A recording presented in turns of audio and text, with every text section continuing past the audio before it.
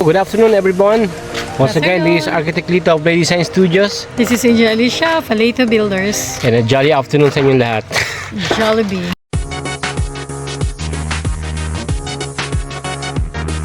So kami po ay nandito ngayon para magbigay sa inyo ng quick overview and history about this project. We already have 6 months progress na po since we started last September 18.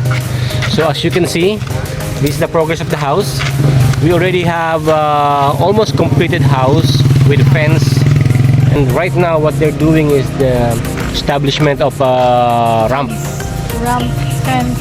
Yeah, you can see from there, it's quite far. So we will head on to see and show you what's happening in the actual driveway area. So come on. So right now we've established the height of the structure, and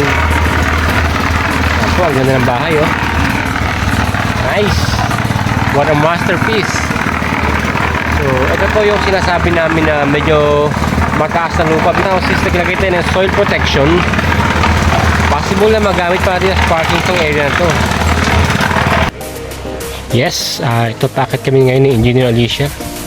Ito ang buhay namin. Site sa araw, design sa bahay, at sa weekend tour sa mga project. Nga lang, bonus na lang yun kung maganda yung pupuntahang project, maganda yung lugar. Wala nang daan dito. Yan, nandito tayo sa ating garage or parking area, kung saan tayo naka-elevate ng around 7.5 meters from the natural ground level. So yan po ay 3-story development. Malapit na matapos ang aming garage. So parking area, talagyan pa rin dyan. Sa likod po yan, magkakaroon tayo ng infinity pool na magkakastay ng tubig dito sa ating driveway. So it's a nice feature, lalo na kung gagawin natin polycarbonate ang ating bubong. So kitang-kita natin ang kagandahan ng bahay. So lahat yan magiging landscape at magiging greeneries.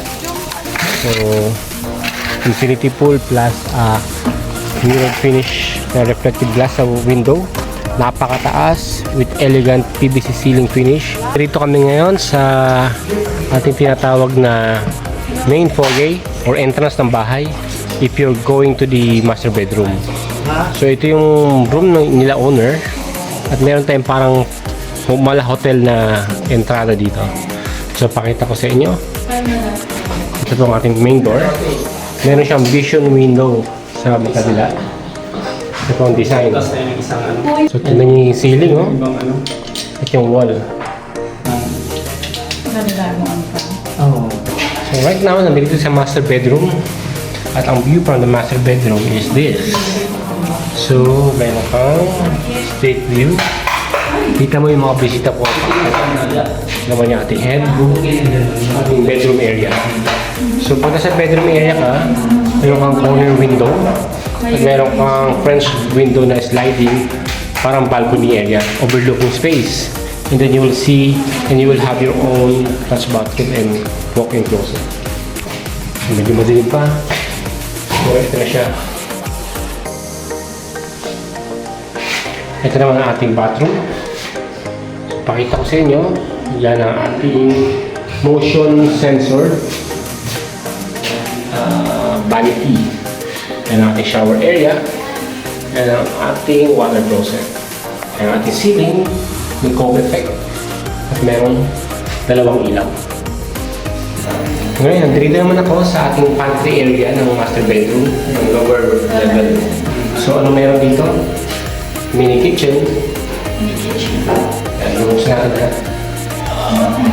Yun. Ganda. At sa kabila naman, mayroon tayong fridge area. Itong area na ito naman is yung kanilang tinatawag na secret door. Lagayan ng mga luggage. And on my right hand side, nandito naman ang ating access leading to the main level or yung sala.